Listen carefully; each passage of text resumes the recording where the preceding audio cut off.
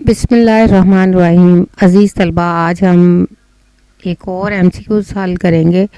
آپ کا جو سیکنڈ سیٹ ہے آپ کا 12ویں جماعت کا، ہر جز کے سامنے دیے گئے درست دائرے کو پر کریں. آپ کا سوال نمبر 1 ہے، موتی سمجھ کر شان کریمی نے چن لیے قطرے جو تھے میرے ارکے انفعال کے. علم بیان کی روح سے موتی کو کیا کہیں گے؟ موتی اصل میں استعارہ ہے، کیونکہ یہ آنسو کو کہا گیا ہے، لیکن یہ آنسو کا لفظ موجود نہیں ہے اور ڈائریکٹ موتی کہا گیا ہے، اس وجہ سے استعارہ ہے. قصص الہند بک گئی، کیونکہ یہ کتاب ہے اس لیے بک گئی. درجہ ذیل میں سے رابطہ کی علامت کی نشاندہی کریں تو یہاں پہ بیٹا آپ کا اے آپشن آئے گا. اور اس کے بعد آگے چلتے ہیں. کسی بات کی حقیقی وجہ کی بجائے کوئی شاعرانہ وجہ بیان کرنا علم بدیہی کی روح سے کیا کہلاتا ہے؟ اس نے تعلیل کہلاتا ہے. وجہ کچھ اور بیان کچھ اور کی جائے. بعض اوقات اصل فعل کو اپنا مطلب واضح کرنے کے لیے کس کی ضرورت محسوس ہوتی ہے؟ یہ معاون فعل کی ضرورت محسوس ہوتی ہے. پھر زندگی کے عیوب و نقائص اور ماحول کی ناہمواریوں اور خامیوں کو مزاحیہ انداز میں پیش کرنا کہ برا بھی نہ لگے کیا کہلاتا ہے؟ یہ طنز کہلاتا ہے.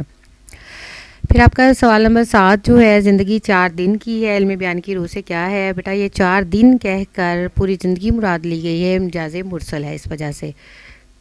پھر اس کے بعد رمز سے کیا مراد ہے؟ رمز سے مراد ہے اشارہ. کسی شخصیت کا ایک مختصر اور ادبی تعارف نامہ کیا کہلاتا ہے؟ خاکہ کہلاتا ہے. پھر وہ علم جس میں کلام کی خوبیوں پر بحث کی جائے کیا کہلاتا ہے؟ علم بدیہی. میں تمہارے گھر نہیں آ سکتا کیونکہ وہ میرے راستے پر نہیں ہے. یہاں پہ وجہ بیان کی گئی ہے، اس لیے یہ مرکب جملے کی کون سی قسم ہے؟ یہ سببی جملہ ہے. استعارے کے ارکان میں کیا نہیں ہوتا؟ مستعار لاہو بھی استعارہ کا ہی رکن ہے، وجہ جامع، اور مستعار منہو بھی وجہ شبہ. پھر نمبر 13 پہ ہے، نظام برق لیا وابڈا نے جب سے ہاتھوں میں، پھر اس کے بعد چراغوں میں روشنی نہ رہی.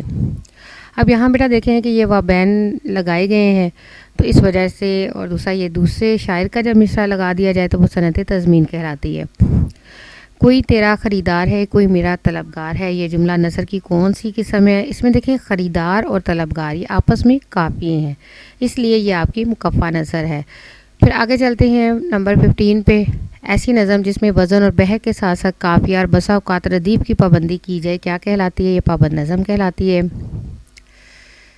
پھر نمبر 16 پہ دیکھیں، جہاں میں تم آئے تھے کیا کر چلے. اس مصرے میں قواعد کی روح سے جہاں سے کیا مراد ہے؟ یہ بھی مجاز مرسل ہے، یعنی اس دنیا کو کہا گیا ہے. 6 گلاس 2 کپ اور 4 پلیٹیں. 4 پلیٹیں کیونکہ یہ آخری والا جو فعل اور فاعل کی مطابقت کے حوالے سے درست لفظ کی نشاندہی کرے. ٹوٹ گئی آئے گا، لاسٹ پہ جو آ رہا ہے آپ کا اس کے مطابق ہی آپ کا فعل آئے گا. پھر ہے فلائنگ کوچ، وضعی اور مخصوص معنوں کے لحاظ سے کیا ہے؟ یہ آپ کے سلنگ الفاظ ہیں. پھر نمبر 19 پہ ہے، جب کسی کی توجہ حاصل کرنا مقصود ہو تو کون سی علامت استعمال کی جاتی ہے؟ ندائیہ کی علامت استعمال کی جاتی ہے کہ مخاطب کرنا ہوتا ہے، کسی کو پکارنا ہوتا ہے. پھر بیٹا نمبر 20 پہ ہے کہ غزل میں موجود آخری مطلع کیا کہلاتا ہے؟ اب مطلع ثانی تو دوسرا مطلع ہو گیا، مطلع ثالث تیسرا. مقطع تو آخری شعر ہوتا ہے، لیکن حسن مطلع جو ہے وہاں پہ آ کے تو قافیہ اور ردیف کی تکرار دونوں مصروں میں ٹوٹ جاتی ہے، پھر یہ حسن مطلع کہلائے گا. تو اس کا مطلب یہ کہ یہاں پہ جو آپشن آپ کا بنتا ہے وہ مطلع ثالث ہے.